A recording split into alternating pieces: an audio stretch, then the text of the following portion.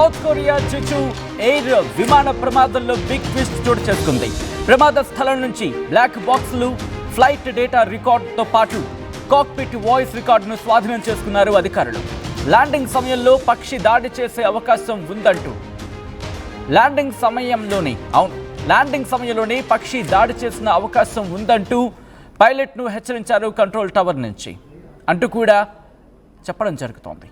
Warning వచ్చిన వెంటనే May Day call చేశాడు పైలట్. తర్వాత మరోసారి ల్యాండింగ్కు ప్రయత్నించాడు పైలట్. ల్యాండింగ్ గేర్ రిట్రాక్ట్ చేసుకొని బెల్లి ల్యాండింగ్కు ప్రయత్నించినట్లు ఆ వీడియోలో కనిపిస్తోంది. అంటే ల్యాండింగ్ గేర్ అది అక్కడ పనిచేయలేదు సరిగ్గా, దాంతోని బెల్లి ల్యాండింగ్కు ప్రయత్నించాడు పైలట్ అనేది అక్కడ వీడియో చూస్తుంటే మనకు అర్థమవుతుంది. వెంటనే రన్వేపై జారిపోయింది. దాంతో విమానం ముందుకు వెళ్ళిపోయింది పొగలు కక్కుకుంటూ. ఆ తర్వాత గోడను ఢీకొట్టింది. ఆ తర్వాత పేలిపోయింది. పూర్తిగా మంటలు చిక్కుకుపోయింది. బ్యాంకాక్ నుంచి సౌత్ కొరియా మువాన్ ఎయిర్పోర్టుకు వస్తుండగా ఈ ప్రమాదం జరిగింది.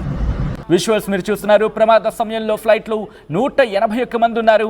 దీంట్లో 175 మంది ప్రయాణికులు, 6 సిబ్బంది. ప్రమాదంలో 179 మంది మృతి చెందారు. 2 ప్రాణాలతో బయట పడ్డారు. ఇద్దరు మాత్రం వాళ్ళకి ట్రీట్మెంట్ జరుగుతోంది. సియోల్లో వాళ్ళకి, దక్షిణ కొరియా రాజధాని సియోల్లో వాళ్ళకి ట్రీట్మెంట్ ఇవ్వడం జరుగుతోంది. ప్రస్తుతం ఇన్వెస్టిగేషన్ వేగవంతం చేశారు అక్కడ అధికారులు.